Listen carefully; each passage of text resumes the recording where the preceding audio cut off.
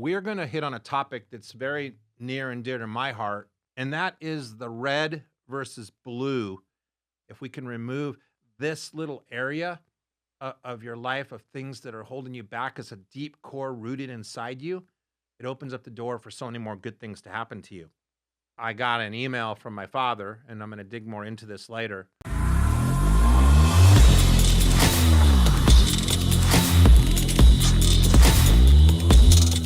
Welcome to the Turn It Up a Notch podcast.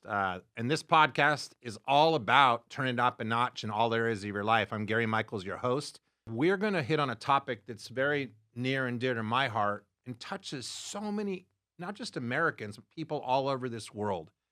And that is the red versus blue problem of division of people's thoughts and feelings and how it's tearing communities and relationships apart. And I want to speak a little bit about that today and talk a little bit about the healing and ways of reuniting with people you care about and people you've had relationships with in the past.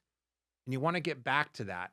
And if you're in situations where there's been so much damage, maybe you can come to grips after listening to the podcast today of making it a reality. It is what it is, but it's not going to affect you and bring you down in your life anymore. So I'm your host, Gary Michels, like I said, and I've been speaking and training for years all about areas of turning it up a notch in all areas of your life. And I really believe if we can remove this little area of your life of things that are holding you back as a deep core rooted inside you, it opens up the door for so many more good things to happen to you.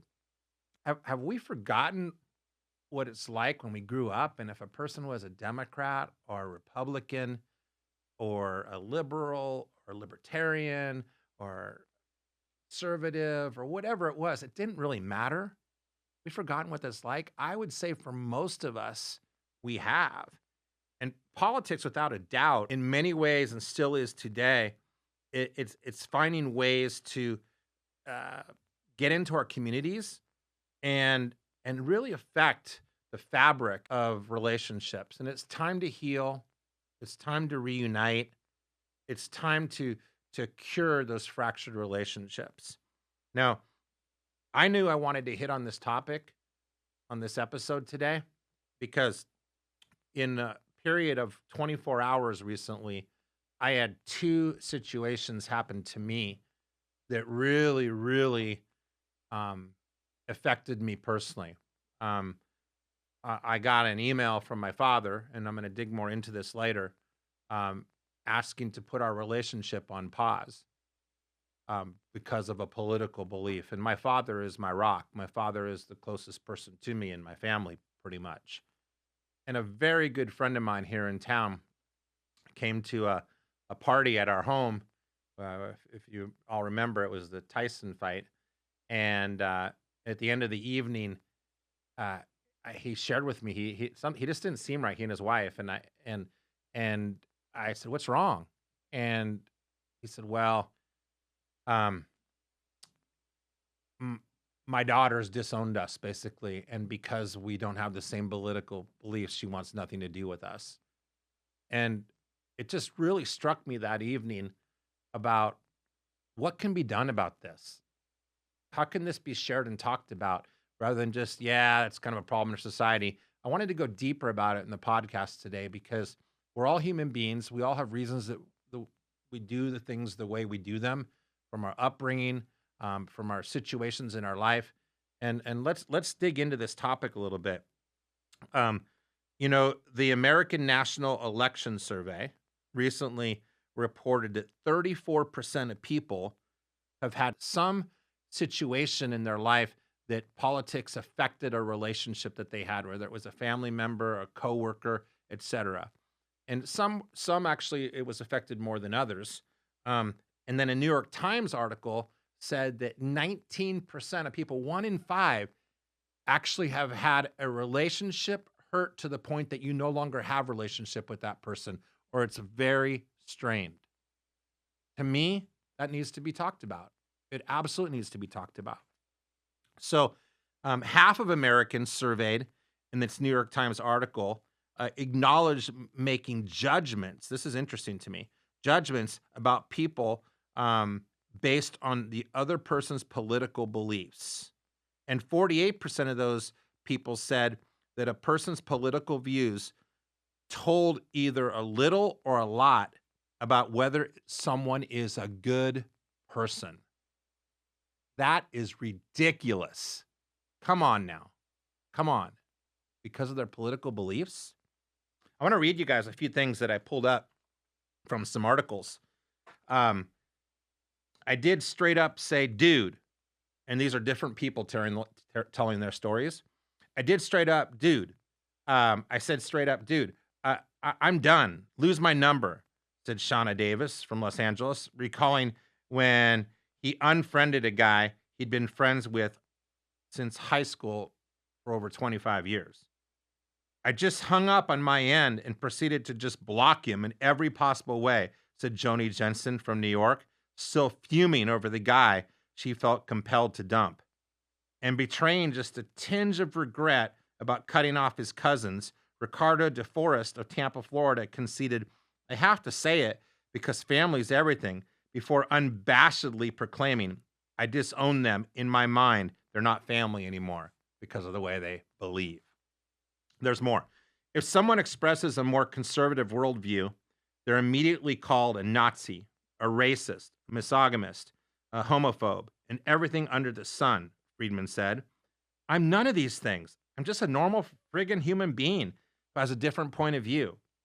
And at the other end of the political spectrum, Jeff Marmstreen, a business technology consultant from Connecticut, has also been trying to get past this intensifying, ineffective insults from friends. One in particular kept attacking him as a libtard, among other things. Marmstreen no longer talks to the guy, but with another, he's trying a new strategy to save the friendship, suggesting they keep talking, just not about politics. Jocelyn Kiley, Associate Director of Research at the Pew Research Center, said political polarization is more intense now than at any point in modern history. Nearly 80% of Americans now have just a few or no friends across the spectrum of like people that they just can't deal with, and they're always thinking, I wonder if that's a political thing. I wonder if that's not a political thing. It always comes up in people's minds, and it's something that it's on my mind all the time. Is am I having a judgment of that person based on their political belief? And I stop myself so quickly there because they're a human being, like I said, that came up from some background and they're shaped the way they are because of the way that they're raised and the surroundings they're in. Now, if they're absolutely trying to physically or mentally hurt me on purpose, hey, I'll take a stand and I'll talk to you a little bit about my situation with my father before the end of the show. But for most parts, I'm always trying to keep an open mind to this person's doing the best they can with the faculties they have, with where they were currently at in their life, and I can do the same thing. And I think our world would be better if we did that. Let's go on a little bit further here. Let me be clear. I myself grew up as a Democrat. My mom and dad were both Democrats. It's the way that they were raised by their parents. And then in my 20s, I got obviously I was in business and I've built a successful career and converted to be a Republican.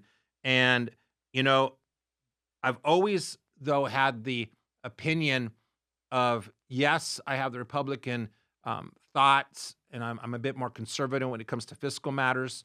But I've always also looked at both sides because I grew up as a Democrat and looked at equality and you know everybody's a human being, et cetera.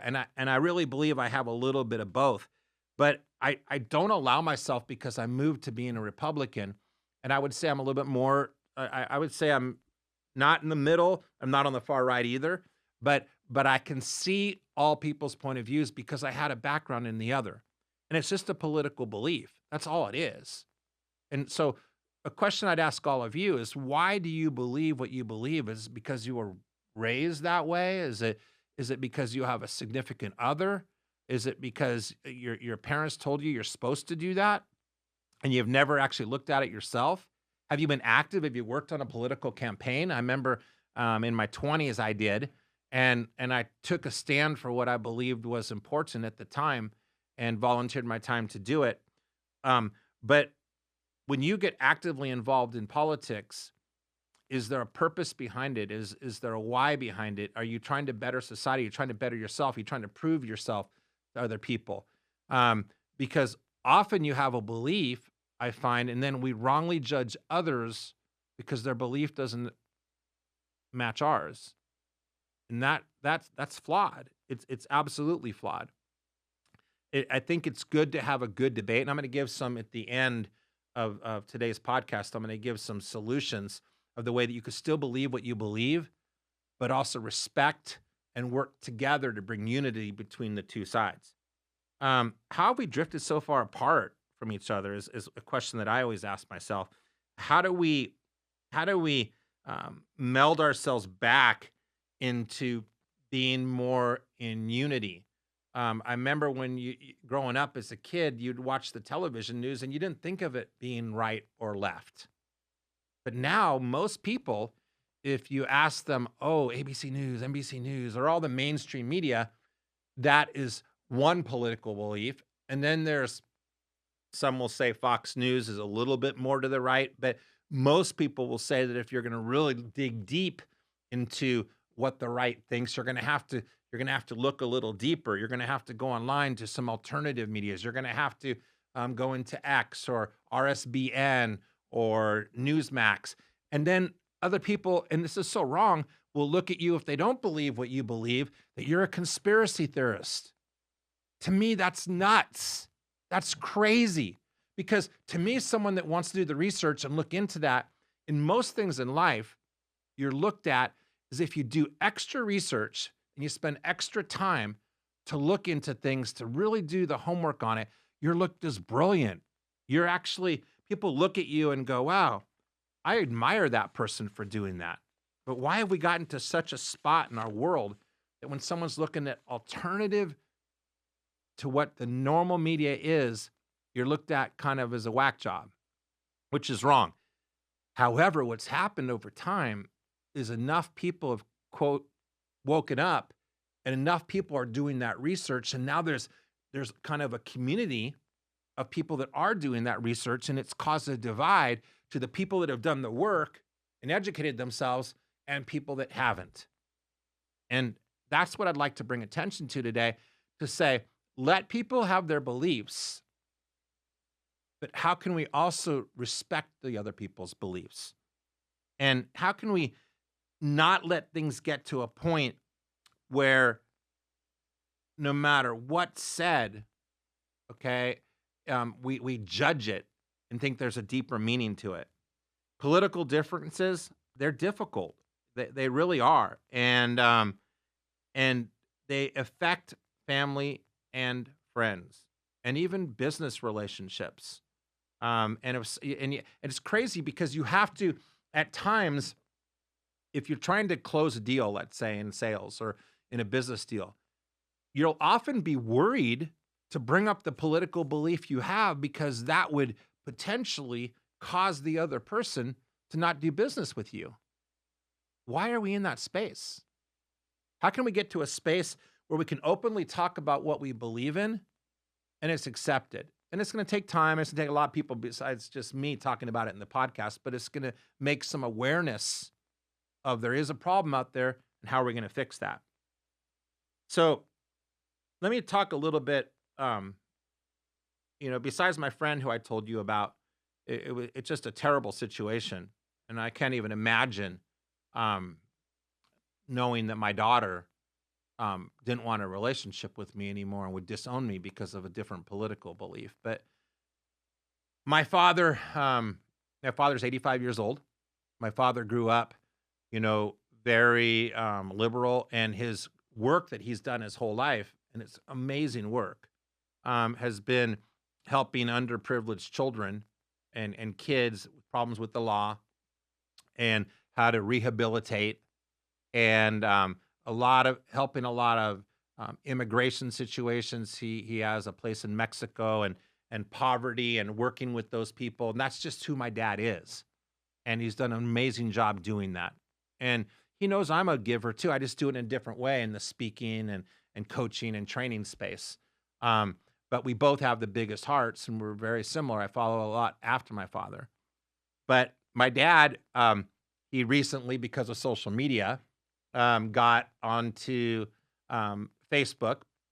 And I remember when he first got onto Facebook a few years ago, he didn't even know how to post, but he did. He does like looking and surfing and figuring stuff out.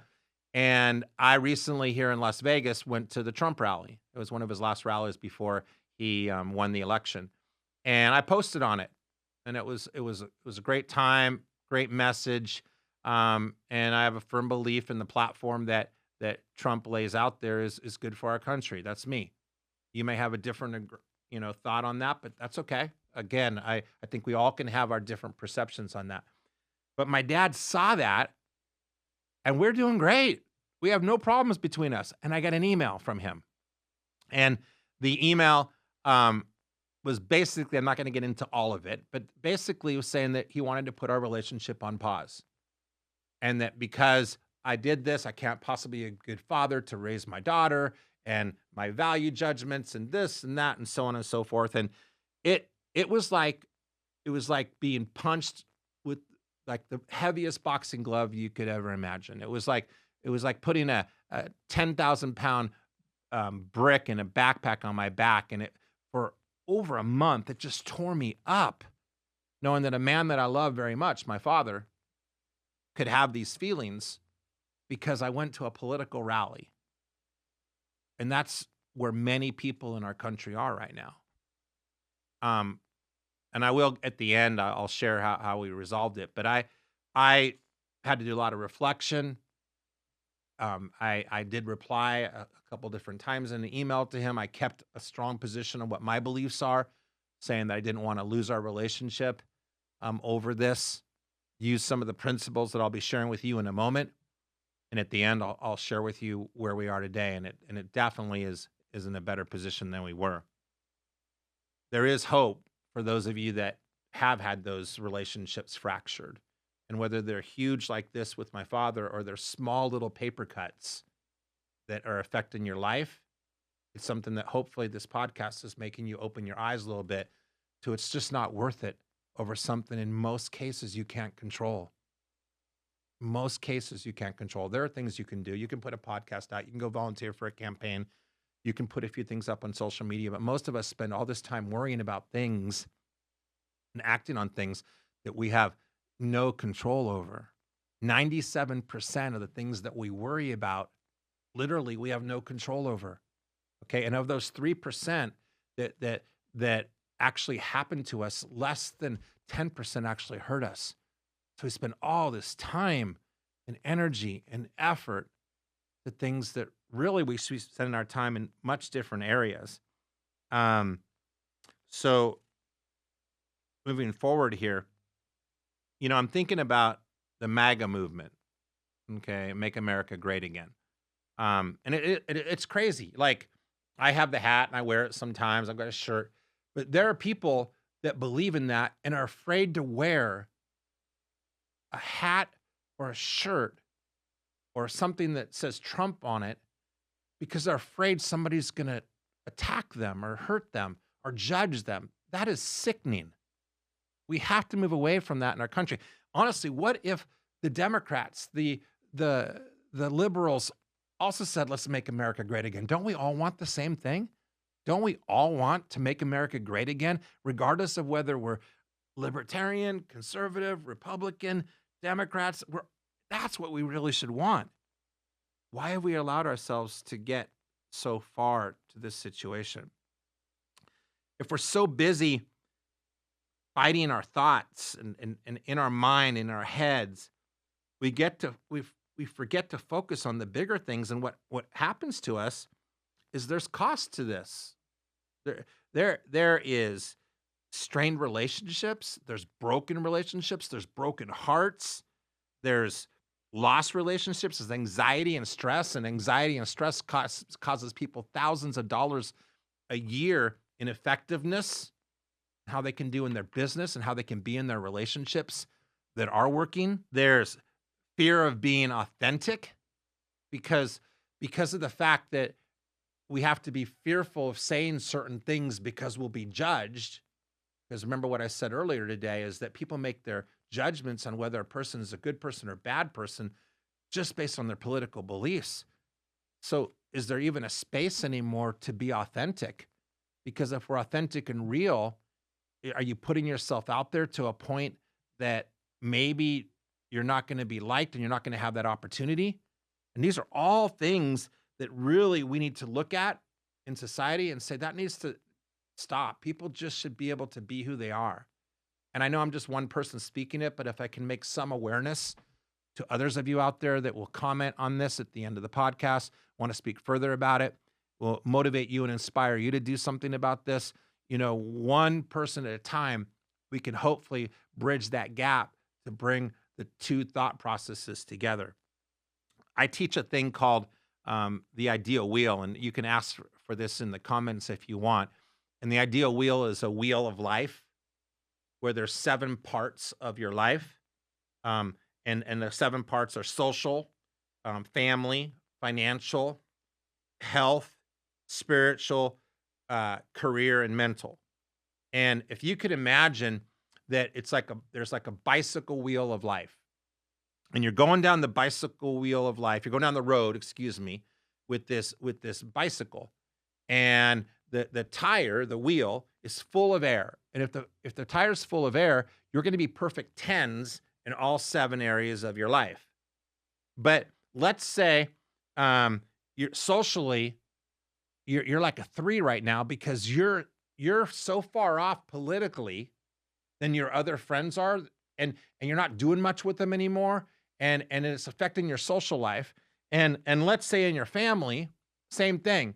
You used to get along great with everybody, but because it's not safe for you one way or the other to be real and authentic, you don't have the perfect family skills anymore.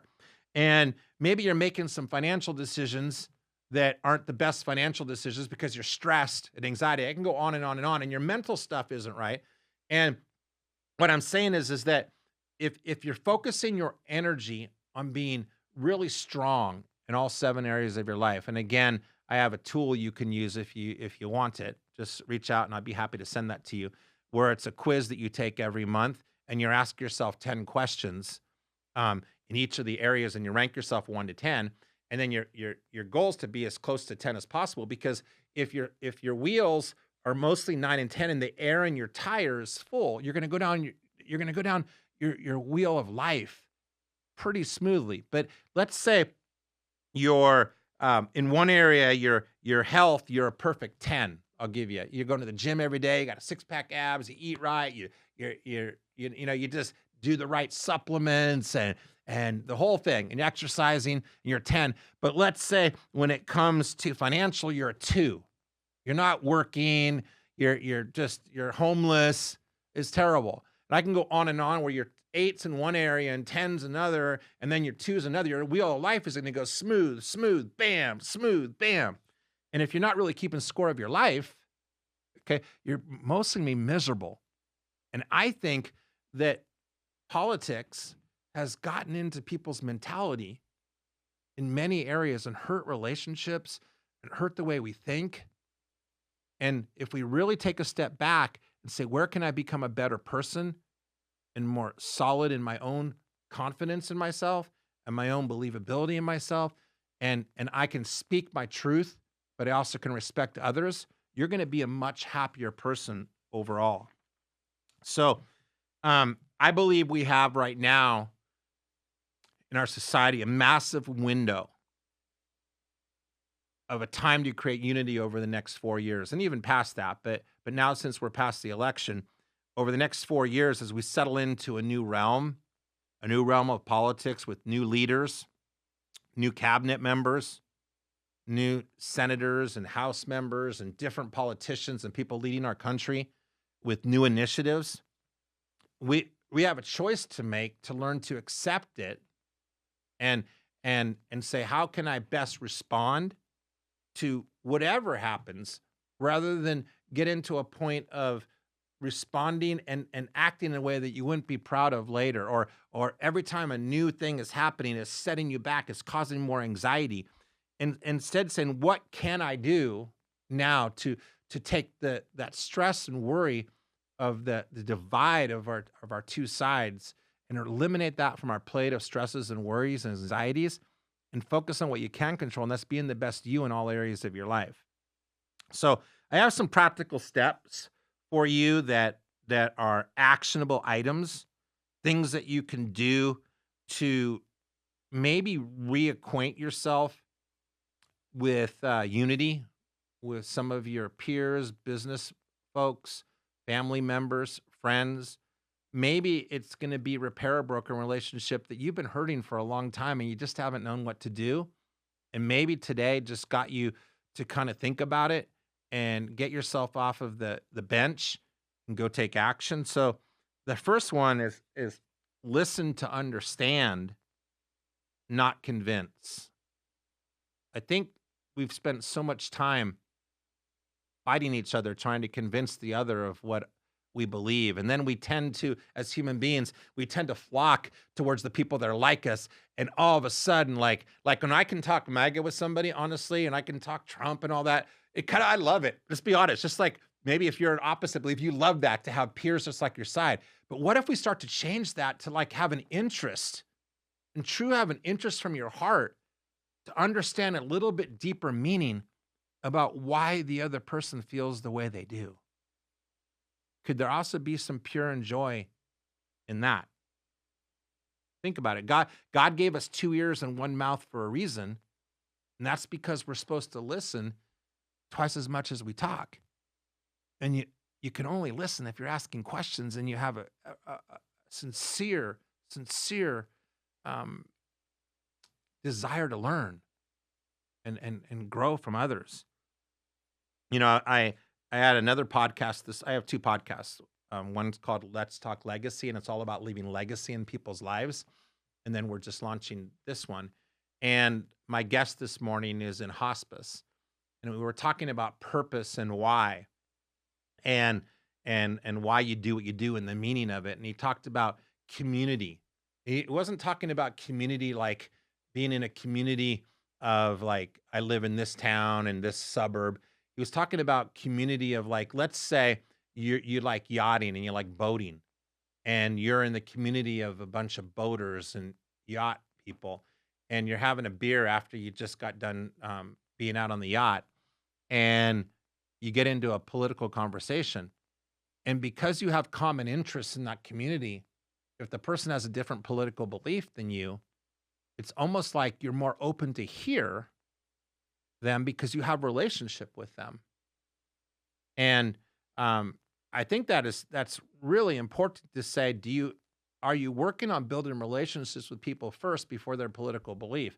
Because if you have a deep relationship with them, you're going to dig deeper than just their political belief. If it's truly a good relationship, and that's something you want to ask yourself. Um, the second one is focus on values. Okay, and when you have conversation with people, talk to them about things that you both have a desire to get better in. Things like family and stronger ties in your family. Um, no wars, having safety in our country so that we're not worried about like a nuclear war or a bomb coming into our country um, or taxes going up because we're in wars or talk about we all have the same desire to have cheaper gas and cheaper food and more opportunity, financial things that really political doesn't even matter. If you're talking about those shared values, it lightens the burden a little bit on whether you're right or whether you're left. Be be open to diverse perspectives as long as they're not physically hurting you or mentally trying to hurt you. Being open doesn't mean you have to agree with them. It just means you're hearing them and understanding them. And I love this quote that I've said for years, and it's people don't care how much you know until they know how much you care. And I think that's a good way to live in life. If people really know you care about them, regardless of what they think, you're going to get that same reciprocity back. And that's a really good way to live life. Another one is I'm not sure what religion you are, But pray about it. Go to church, go to temple, do whatever it is that you do, and really ask God and whoever your spiritual leader is to give you the wisdom to be open-minded to others that aren't like you. Because often when you have that boundary there and you've allowed yourself to be put in that spot of accountability to a higher power than you, whatever that is, it really makes you come from the right heart rather than what's in your head. Because I believe when it goes from your head to your heart, it's a much deeper meaning. And sometimes spirituality will really help with that. Um, for some people, you have to agree not to talk politics. Okay, like we can get along and do everything else, but we're just not going to talk politics. I respect you, respect me. Let's just leave it alone. And sometimes that's a better decision. Seek to understand them. I said that before, but it again, when you're having a conversation with someone about it, try to make it where you're asking questions so that 2/3 of the talking they're doing and 1/3 of the talking you're doing. And the reason I say that is because when they're talking, they're buying. That's how it is in life. That's how it is in everything. And in other words, when they're talking, they like you. When you're doing all the talking, they don't necessarily like you. And people like to do business. People like to be in relationships with people they like. So you can be deliberate about being a curiosity seeker, being curious about their situation, because then you're going to get that back in return. And that's what you're looking for, anyways. Most of us just want to be understood. Most of us just want others to understand why we feel the way we do. That's huge. Also, add humor. Okay, add humor to it. Like, be kind of it's kind of funny how this has caused so much rift between us, and it's almost humorous how this could cause rift between us because really, again, we have no control of this. And you can make kind of funny comments like, "Man, at least we don't have to listen to political ads for the next 2 months, every other ad," and like, and that's something that you know everybody can kind of agree with. It's kind of a funny, it's kind of a funny, humorous thought to have. Now, you don't have to agree um, with with someone to be like fully in connection with them. Like I said, say I respectfully disagree with you on that thought, but I respect you as a person, and it's important that to me anyways that we can love each other for who we are, not necessarily for what we believe in. A couple last things that I wanted to cover here. There's some powerful questions that you can ask people. If you really want to have some actionable items that you can do, I call this the true you interview. And if there's someone in particular that you really want to repair a relationship with, you can give them a call or go meet with them and ask them some really direct questions. Say, I'm really trying to better myself and I found myself judging you. And I know that our relationship's been hurt. And I really want to come back to a place of unity between us because we are good people and we've allowed this to go deeper than it should. And if it's okay with you, I'd like to ask you a few questions and really get your feedback because I'm trying to better myself. Now, when you have this conversation, you're not doing this in a way to get them to change. You're trying to have a conversation with them to say that you want to change. You want to better understand. That's the best way in life to get others to change is you change first. And like a couple of the questions are, this is a huge one, is what have you been trying to tell me that I haven't been letting you say? Or um, what do you like about the person that I am? Or what do you not like about the person that I am? Or I think this one's really appropriate for this is what do you believe needs to happen to restore our relationship? And